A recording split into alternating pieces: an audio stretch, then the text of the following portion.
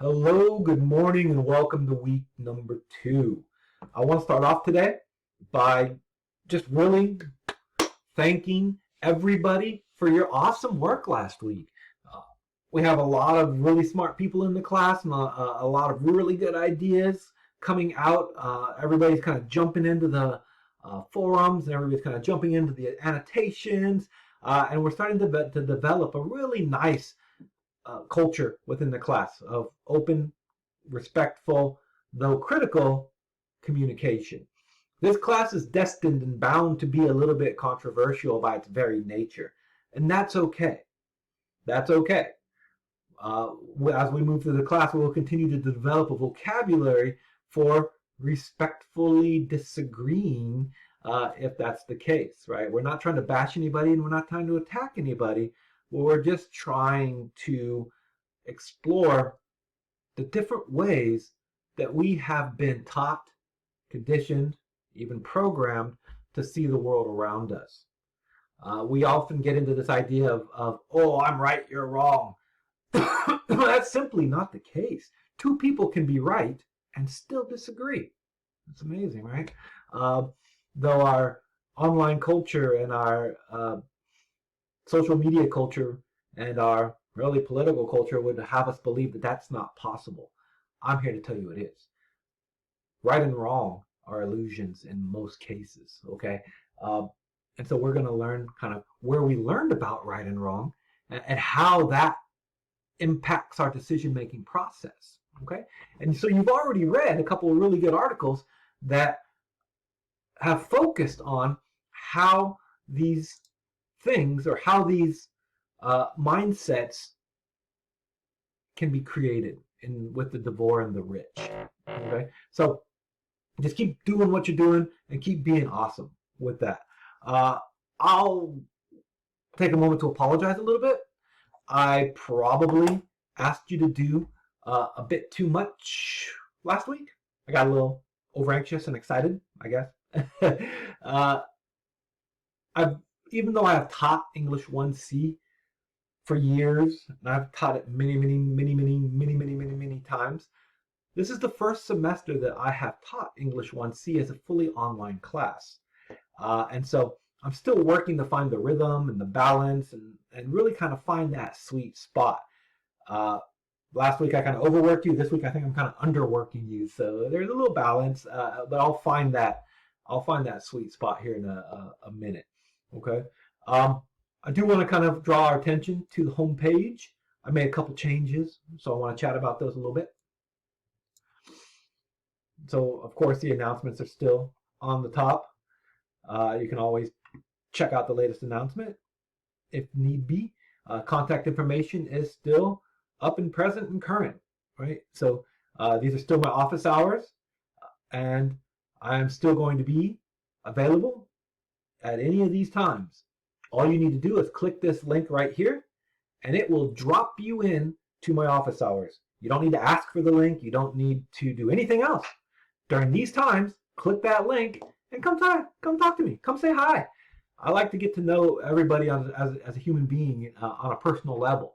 So even if you don't have any questions or even if you're not stuck, come by and say hi. Let's get to know each other. I've also put in quick links. And so since we're kind of moving forward now, this Getting Started button will drop you into the beginning of the Getting Started module. You probably don't need anything from there, but just in case you forgot an idea or you wanted to, I don't know, look at the syllabus or whatever, right? You can just go check that out. Here we have the Examining Your Worldview. So this is our current module, and so it'll drop you into the first page of the current module if need be. And every time we open up a new module, I'll put a new quick link, and you can use that if you need to. Now I've also put in this bulletin board. So this bulletin board is your opportunity to connect with your classmates about anything that you find important. Think about this as when you're sitting in a classroom waiting for class to start, you're a little bit early, and you start chatting with your classmates. Maybe you want to share a news story, or maybe you want to share a video, or Or maybe you belong to a club or an organization on campus and you want to promote something and you want to post a flyer. All that's okay. You can literally kind of post anything that's on your mind in this bulletin board. Just hit the plus button and put your post in. And it's good as that, okay?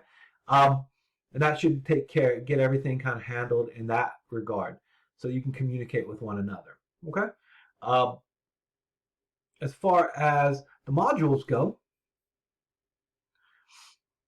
getting started, we don't need that one anymore. As far as the modules go, I have opened up now B10, B11, and B12.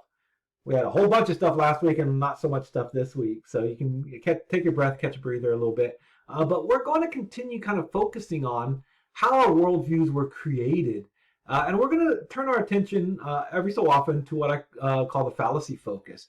And that's really kind of examining logical fallacies and how they're presented to us in the media, in advertising, in speeches, in everyday conversation, right? Really just all over the place are these logical fallacies. They make no logical sense. That's kind of what a fallacy is. However, they're very persuasive and they often kind of convince us that something is right or better than something else, okay? And so we're going to start examining the role that these fallacies have had in the construction of our worldview. As we move through the semester, we're going to accumulate a collection of these fallacies, a whole bunch of them, and we're going to use them to analyze media that we might find online. But that's getting ahead of it. Right now, we're just going to kind of get familiar with a couple of the easier emotional-based ones. Take a look at what's going on with them, learn their definitions, and we're going to find them in real life, and we're going to talk about how they impact us as people. Okay. And so even though I don't have you doing a lot, I do want you to think deeply about this for this next week. Okay. It's pretty much all I have. I just wanted to touch on one little aspect. I've been getting a couple emails from people about assignments being locked and asking me to unlock the assignments. If you're in modules and you can see these pages, but they're grayed out, I didn't lock them. No, that wasn't me. They're locked because you haven't unlocked them yet. And so to unlock them, you simply must do what it asks you to do. View it, or contribute to the discussion, or submit a post or an assignment. Right?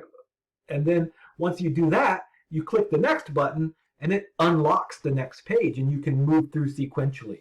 This class is designed to really move you through almost like it's a hallway and you're moving in a particular order. It's impossible to jump around to just the assignments or just a to-do list because they're always going to be locked. And so if you find that something is locked or you can't have access to it, go to modules, look for the last page that is completed. A lot of times there's a little green dot in the corner over here on the right hand side. Find the last one that's completed, click on it, and use the next button to go to the next page. And that's really as simple as it is, okay? So again, everybody, thank you for watching. Stop by and see me in office hours if you need to. And as always, I'm kind of interested in knowing who is actually listening or watching these announcements. So please, in the comment section below, open a new comment and just tell me your favorite breakfast food. That's it. My favorite breakfast food is chicken and waffles, just so we know. Talk soon.